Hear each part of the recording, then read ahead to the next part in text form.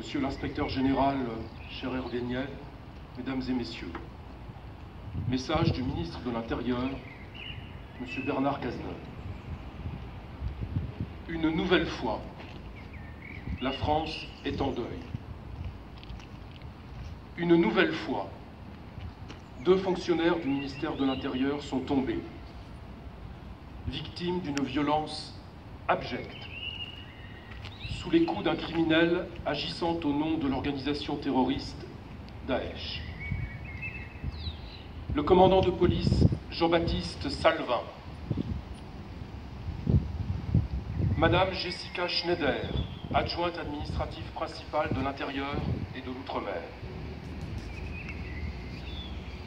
En ce moment de deuil, nos pensées vont d'abord à leur fils, âgé de 3 ans, pris en otage, sauvé grâce à l'intervention courageuse des policiers du RAID et de la BRI, mais privé à jamais de l'amour de ses parents.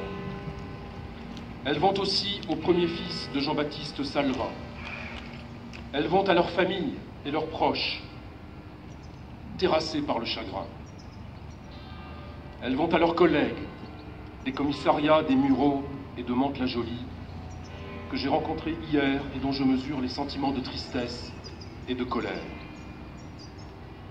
À eux tous, je veux adresser aujourd'hui un message de sympathie, de compassion et de soutien au nom de la nation tout entière. Car le crime dont Jean-Baptiste Salvin et Jessica Schneider ont été les victimes a horrifié tous les Français.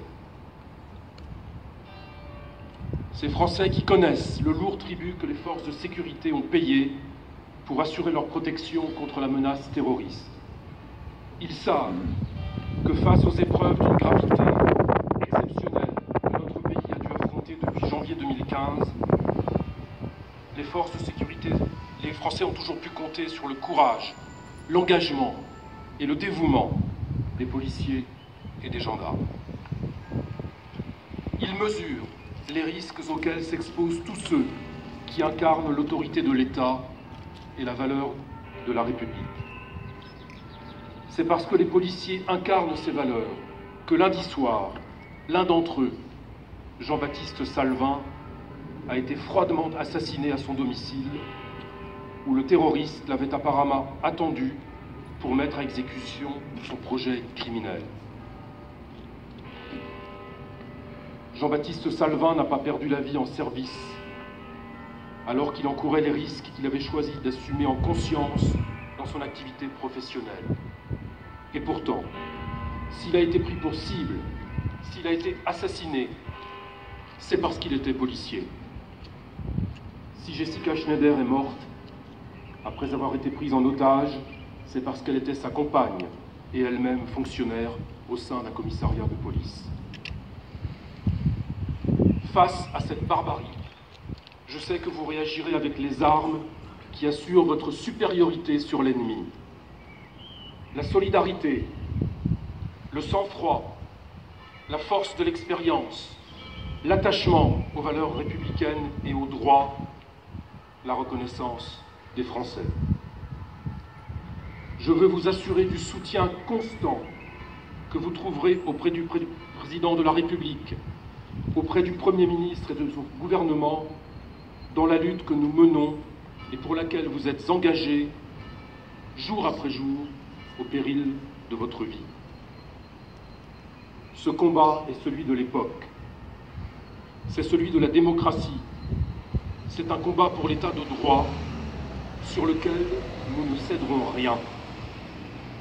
Ce combat nous imposera encore des efforts et des sacrifices. Il exigera de nous un engagement de tous les instants, une vigilance absolue et une rigueur exemplaire. Nous le devons à tous ceux qui sont tombés face au terrorisme, à Jean-Baptiste Salvin, à Jessica Schneider. En leur mémoire, je vous demande que nous observions ensemble une minute de silence et de recueillement. Bravo.